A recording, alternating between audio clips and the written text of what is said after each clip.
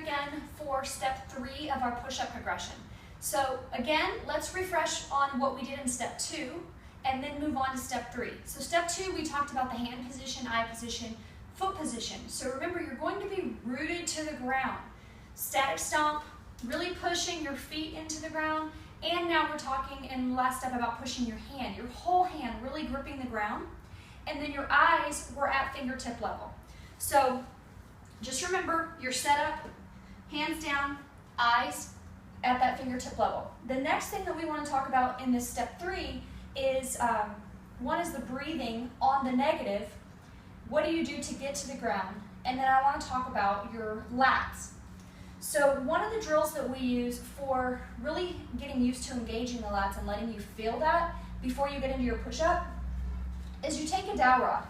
And what I want you to do is you want to put your hands about shoulder width apart like you would in your push-up, and I want you to think about bringing your shoulders down as if you're putting them in your back pockets. Then I want you to think about breaking this in half.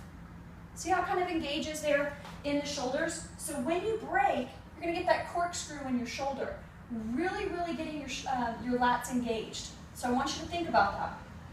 Then the next thing that we want to think about is how do we breathe on the negative? So we've set up our nice solid foundation and now we're ready to start moving. So if I were to think of this as the negative of my push-up, I get myself set and then I want to row myself to the ground. So I'm actually pulling myself to the ground, and then on the way back up, I'm going to corkscrew and break this and push back out. So row in and push out. Okay, so I'm going to show you that on the ground. Focus on your setup. Hands, eyes at fingertips. I'm going to row myself to the ground with that breath. So I'm inhaling through my nose and pulling my shoulders to my rib cage.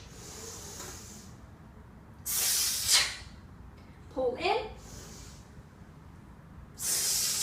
and push out. So pull in as if you were rowing a kettlebell or a dumbbell. Then on the negative, I want you to explode away from the floor by corkscrewing your shoulders. So you're actually going to not turn your hands, but I want you to visualize that and visualize if you were breaking the dowel rod. So it would be pushing away from the floor. Same thing if you're at an elevation. Set up. Make sure your shoulders stacked over your wrist. Body's nice and tight. Row yourself to the ground. Push away. So really get that nice lat engagement.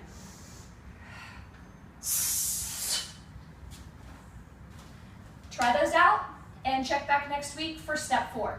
Thanks and have a great day.